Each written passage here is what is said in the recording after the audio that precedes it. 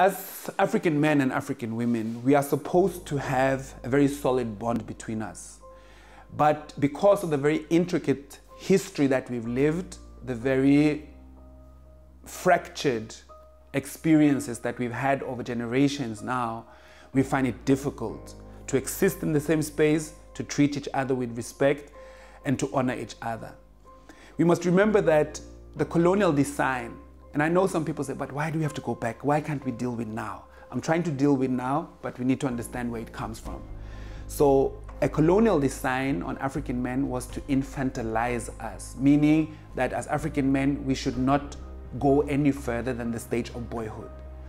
So the boy is somebody who plays. The boy is somebody who doesn't take it serious. The boy doesn't really understand that he's hurting somebody if he slaps that person, if he pushes that person. He doesn't really understand that, or at least he doesn't need to take responsibility for it.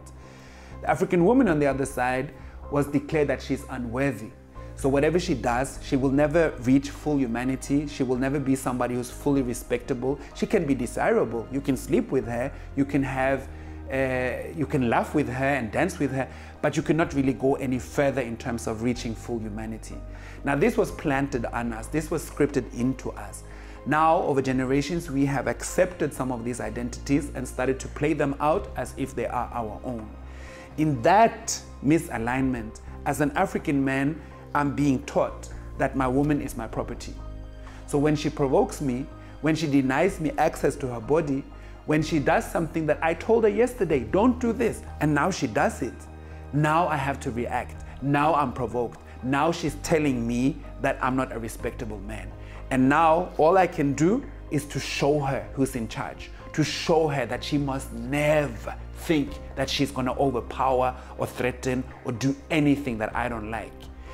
This I'm acting out in my misunderstood notion of power. I think that power is me unleashing my power and stealing my power from somebody that I put under me. This is a very dangerous power construct, and it's one that we learned from the slave-master relation. African women, the way we are supposed to be able to communicate is to be on an equal level. We might not do the same things. We might not have exactly the same roles. We might appreciate that we are different. We might not even want to compete to do exactly the same things. But it's not because one is on top and one is on the bottom. It's because we represent different parts of a balance. So the violence that we have seen across Africa and especially in South Africa this year and even before that has a lot to do with many men feeling that their power has been marginalized. It has been taken away, it has been threatened. We say that women are taking over, as if that means that we're going to be extinct because women are now going to take over everything. And what you must remember that this comes from a construct where men have been made part of the workforce, because Europeans told us that that's what we are. We work. So we will work in banks, we will work in government, we will do things like that. Women were not supposed to be in those places. Then over some years, more women have come into those places. And now it seems like these institutions that even if they are run by black people, have a very Eurocentric ethos and value, they seem to be more adaptable to women. Women seem to get into these places and do better work than us, be more efficient, help companies to save money, to earn money, to spend more wiser. And that is a threat. So what we are doing here, this is a fight between oppressed people about who should be at the bottom. And since work and since earning and since being men who had a certain say was what we could cling to in our oppressed state of actually not having power, that was the little bit we had. Now it seems like, and some of us seem to see, that women are going to take that over and we become desperate. That cannot happen, because who am I going to be if I cannot even work, I cannot even earn, I don't have any sense of power. But this is capitalist power.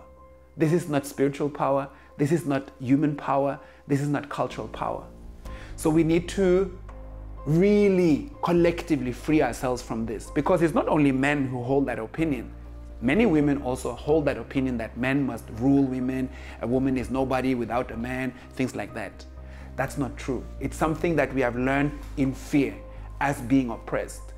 If I can create a relation together with my wife, my girlfriend, my partner of liberation, the first thing is that there needs to be a sense of equality, meaning respect, honor, treating you, wanting the best for you, treating you in a way that I'm willing to listen, I'm willing to take your opinion, I'm willing to have conversations with you.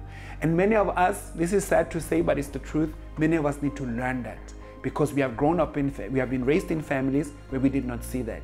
We live in societies where we don't see that. So it's a tough lesson to learn, and it means that as men who have had a certain form of privilege, even in the stage of oppression, we need to be able to humble ourselves and understand that when African women find strength, they're not necessarily coming for us. They're not necessarily putting us down. Together, we can crack this system. Together, we need to stand as soldiers fighting what collectively oppresses us. And when we can reach that, that's a different gender script. That's a different relation between the African woman and the African man. I do not agree with people who call the black on black violence that we see surfacing. We've seen it in South Africa, but we've also seen it in other places of the continent where we violently fight other nationalities or other people who have a particular trait. They are African, but they have a particular culture, language, or they represent something, and we violently attack those. In South Africa, that has been called xenophobia, especially when other Africans are in South Africa and are being attacked under the justification that they are taking our jobs, they're taking over the economy, they are here to rule South Africa, things like that. It's not xenophobia. Xenophobia is fear of what you don't know. This is actually anger against what you know, because you know who these people are, you know where they are from, and you know that you're related to them, and you know that they are you. You just don't like it. You just don't know how to deal with that. And you just don't know, and I think this happens in South Africa a lot, that South Africans, black South Africans, for a very long time have been told to suppress themselves, to be quiet, to stay in their place, to not move. And if you do, bad things will happen to you. To a point that some of the legacy of South Africanness, and I'm not saying it's everyone, but I'm saying I see it a lot in this country. Some people then do not have the desire to travel anymore, do not find it interesting to meet people from other African cultures. And that's a product of apartheid mentality, not a natural state. The African natural state of being is, what is that? Who is that? Can I talk to you? Where are you from? Can we meet? That's really the African curiosity that life has taught us. But when that has been unlearned, it's a provocation that somebody, black, even blacker than I am, comes here and think he belongs. Without permission, without papers. Where did we learn these things, these ways of thinking? From apartheid. Where's your passport? What are you doing outside after 6 o'clock? What is your surname? Why are you here? You're supposed to be in this section. We learned that through apartheid. Now we practice that. And we say, you can't just cross the African border. Yes, we can. Who drew this border? Who does this border belong to? Not to us. It doesn't favor us. Black South Africans do not benefit from having a border of South Africa. If anything, we suffer for it. But now when it comes to somebody crossing it without a paper, now we're going to have a problem. Let people cross. Let people meet. Let people learn from each other. This is what we need. You see, we have become people who don't even want our own advancement. How much could we learn from people from Somalia, of many who have an incredible entrepreneurial spirit?